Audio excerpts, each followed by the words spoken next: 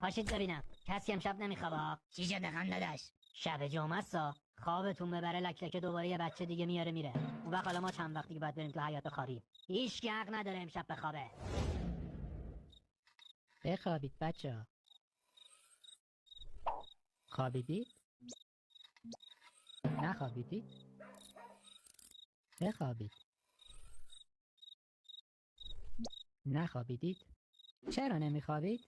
آقا جون یادته هر وقت یکیشون به دنیا میومد میگفتی شب که خواب بودید لک نینی رو آورد؟ خب که چی؟ واسه اون بیدار موندن که اگه لک خواست پاشو یه بار دیگه اینجا بذاره از نزدیک زیارتش کنن. موندن کدوم پوفیوزی آدرس اینجا رو به اون لک قرمساق داده ول نمیکنه اینجا رو. بابا ما دیگه جا نداریم. 2 تامون شب سر پا میخوابن با میخ زدن به دیوار نخورن زمین. اون بدبختم که رفته رو تاقچه. یعنی دیگه واقعا جا نداریم.